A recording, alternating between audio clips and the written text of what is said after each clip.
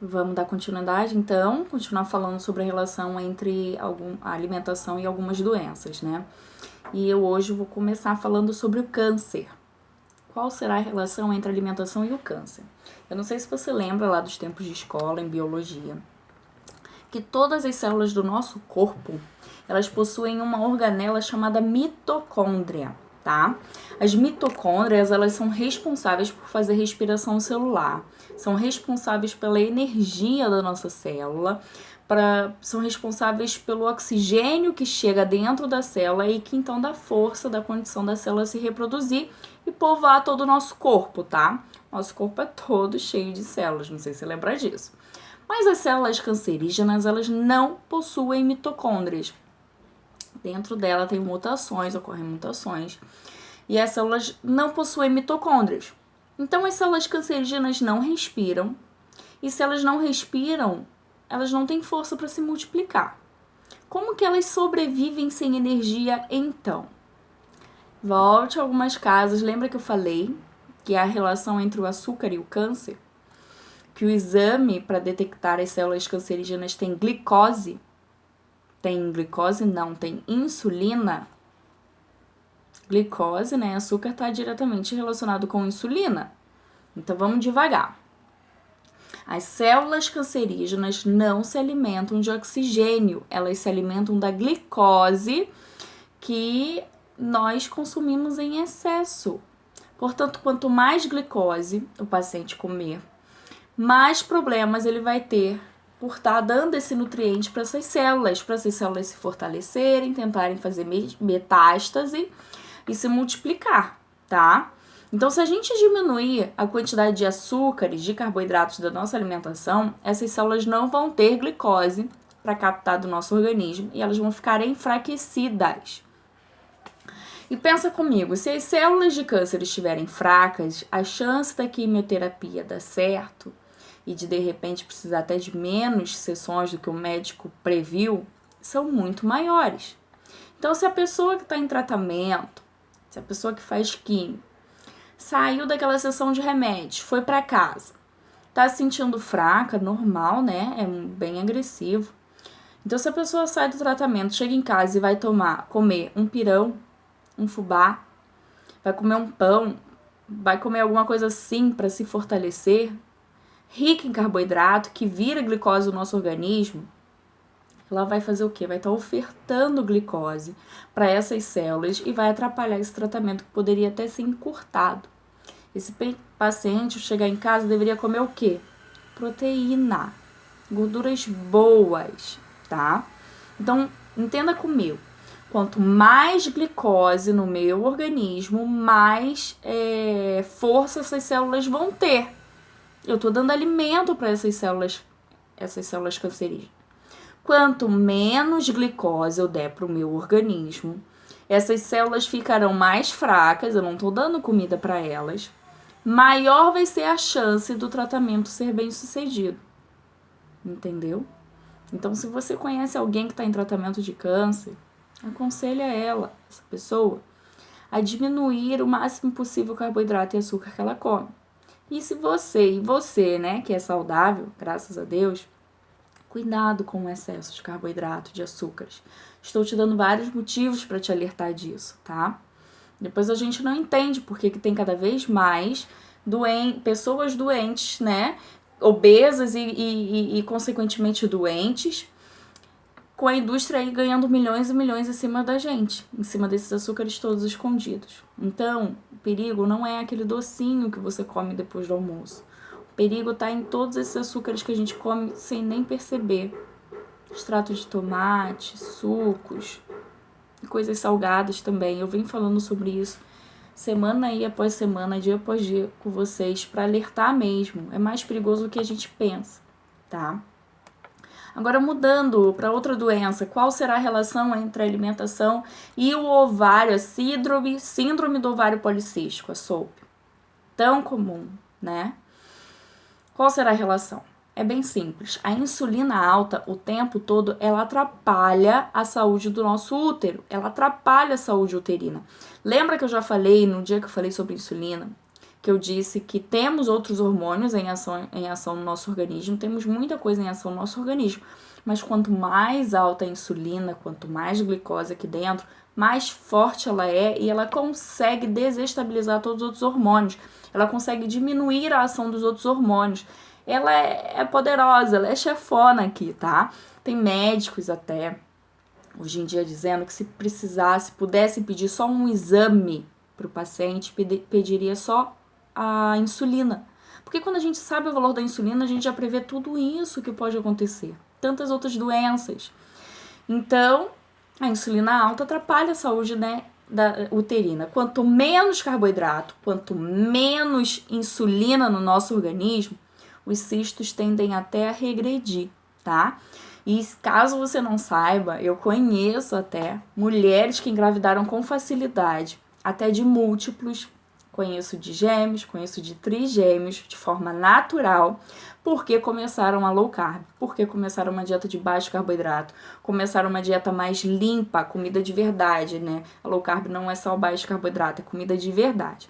É como se a gente limpasse o nosso aquário para receber peixinhos. O peixe não sobrevive num aquário sujo, tá? E aí tem incidentes, casos até de abortos sem motivo, que o motivo pode estar por trás da alimentação, de como que tá esse organismo dessa mulher, tá?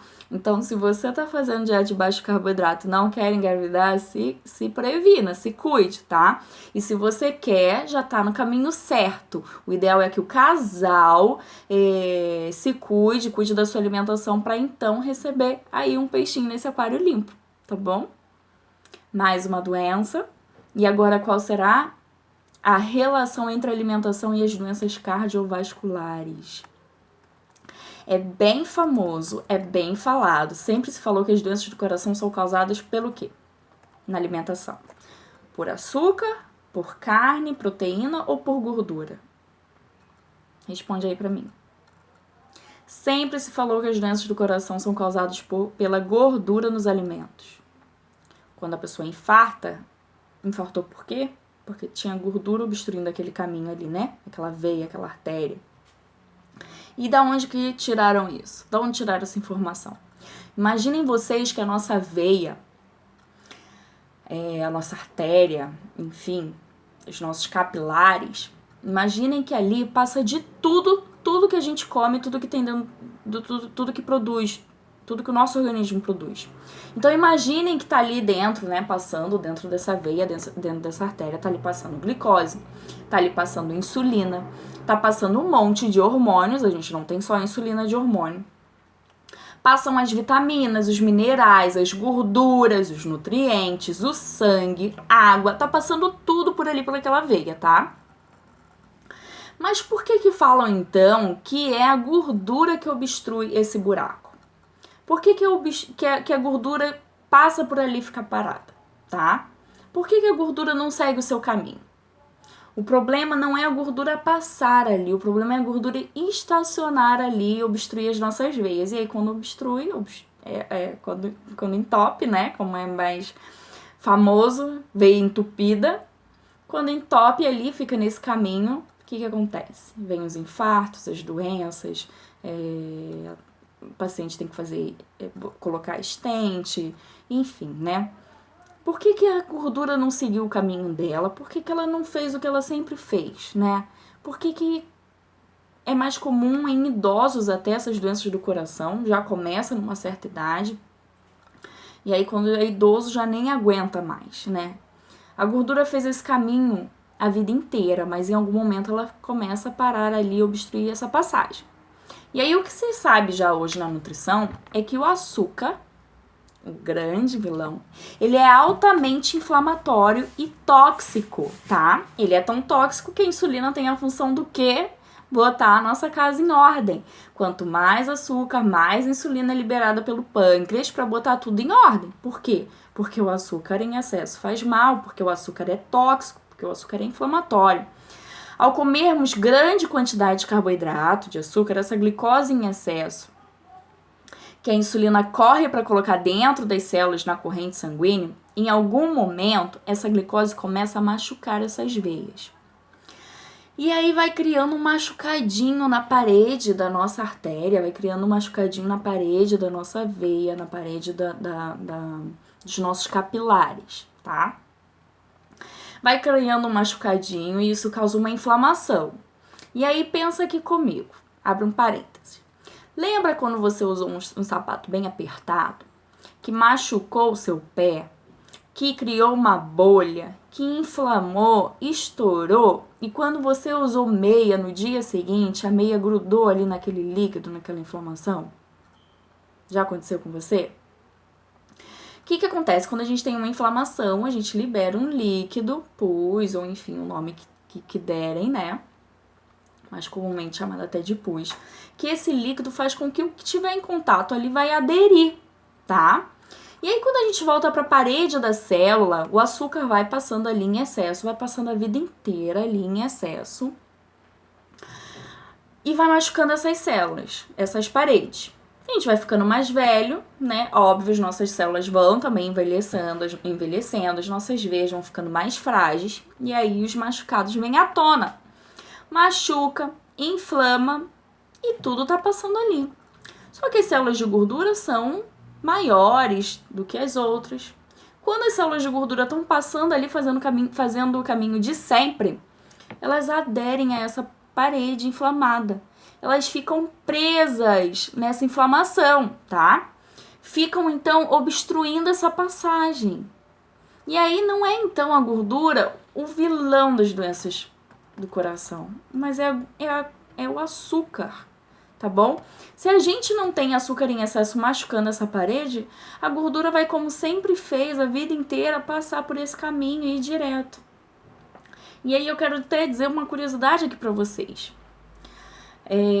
Só por curiosidade, não sei se você sabe, mas 60% do leite materno ele é composto por gordura, tá? Neném nasce, fica por meses mamando só no peito, depois começa a introdução alimentar e o leite ainda é o principal alimento. Os médicos falam que ainda é o mais importante, o leite materno. 60% do leite materno é composto de gordura, 30% de proteína e só 10% de carboidrato, da lactose ou açúcar do leite. Só que a gente nunca ouviu falar de um bebê que infartou porque bebeu muito leite, muita gordura. A gente nunca ouviu falar de uma criança de 2 anos que infartou porque bebeu muito leite, aquela gordura. Não se escuta falar isso. Porque a gordura é essencial para o nosso organismo, a gente precisa dela, tá? O problema está no açúcar. A gente não precisa do açúcar em excesso, volte a algumas aulas, já falei que carboidratos não são essenciais. O que é essencial, um pouco de glicose que a gente precisa, a gente já produz. A gente come em excesso, a gente se machuca todo, e aí a culpa é sempre dos outros. A culpa não é do açúcar. Por quê? Açúcar vicia, açúcar dá sabor, açúcar dá muito dinheiro para a indústria, para a mídia. Eles pagam para médicos, cientistas fazerem mesmo pesquisa e botar a culpa nos outros. É uma briga de cachorro grande, gente. Então, cuidado você que tem criança, que amamenta, quando para de mamar, que começa a dar biscoito maisena, que começa a dar pirulito, que começa a dar salgadinhos, suco de fruta. Começa desde pequeno a encher essa criança de glicose. Chega na adolescência, já começa a brigar contra a balança e não sabe por quê. Chega na fase adulta, tá aqui, num grupo de emagrecimento, porque é difícil, gente. Não é fácil. E aí, quando tá adulto, vai fazer o quê? Aí já tá tudo machucado, aí já tem o Parkinson, o Alzheimer, já tem as síndromes, problemas mentais, já tem depressão, já não tem energia, alegria pra nada. A gente tá todo inflamado, a gente tá todo obeso e inflamado, tá? A gente tá todo sujo por dentro. Sujo disso, de glicose, tóxico, esse alimento é ruim. Então, cuidado, mãezinhas, com a introdução alimentar dos seus filhos. Cuidado com essa informação também. Por quê? A gente não precisa ter medo de gordura, não. Mas a gente tem que ter medo de comer muita gordura comendo muito carboidrato, tá? Eu tô dizendo pra vocês que hoje em dia a gordura já foi desmistificada, isso, ela não é a vilã da nossa alimentação. Ele não é mal. A gordura não faz mal. como se pregavam há tanto tempo, tá? Mas cuidado com isso, porque comer a gordura sem medo, mas continuar comendo o açúcar que você sempre comeu, você tá só agravando esse caso, entende? Então, se a gente não quer abrir mão do açúcar, não quer abrir mão das massas, não quer abrir mão, enfim, de toda a vida que a gente sempre levou, então a gente tem que abrir mão da gordura, porque os dois juntos a gente já sabe o que causa. Numa dieta de baixo carboidrato, se come gordura, manteiga, banha, azeite sem medo, porque se diminui os carboidratos. Entendem? Vocês estão me acompanhando? Os dois juntos não fazem bem, os dois juntos matam, os dois juntos inflamam a parede dos nossos vasos e da nossa artéria. E a natureza é tão inteligente, é tão perfeita, criada por Deus, que na natureza você nunca vai encontrar um alimento que tenha desses dois nutrientes juntos. Todas as frutas, né? Todas não, a maioria das frutas são doces, ricas em carboidrato, não tem nada de gordura. E aí a gente encontra na carne, nos ovos, a gordura e não tem quase nada de carboidrato. O abacate, por exemplo, é uma fruta bem rica em gordura boa e não é doce. O que você faz em casa? Você corta o abacate e enche de açúcar por cima. Ele não tem porque ele não precisa, a natureza já sabe que açúcar com carboidrato mata, não faz bem, ela não te dá isso, tá? Muita gordura com muito carboidrato não é bom para o nosso organismo e muito menos para quem quer perder peso. O que a indústria faz? É sabor, é gostoso. Toma aí um sorvete, é gordura com açúcar, te vicia. E aí você num dia péssimo, num dia mal, numa depressão, senta com um pote de sorvete no sofá e come inteiro aquilo. A indústria faz isso pela gente. Ela primeiro espalha que gordura faz mal, que gordura animal mata. Depois a indústria cria uma gordura vegetal feita em laboratório. Diz que aquilo é bom. Ela ainda cria outras coisas, outros alimentos com esses dois nutrientes que a natureza mesmo não nos dá junto. E aí faz o quê? Põe numa embalagem meio bonita e vicia a gente nesse sabor. Então cuidado com o que vocês comem. Cuidado com essa junção.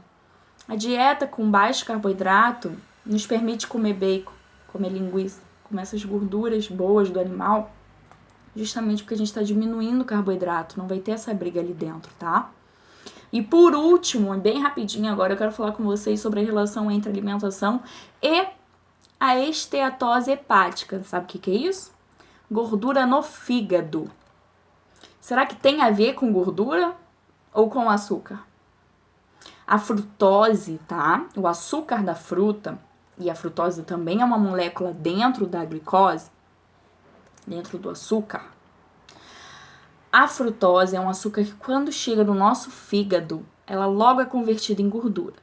Então forma aquela gordura em cima e em volta do fígado. A frutose, diferente dos outros açúcares que vão direto para o intestino, ela segue outro caminho e vai para o fígado, tá? Paciente que eu tenho com gordura no fígado, eu já pergunto logo se bebe suco de laranja.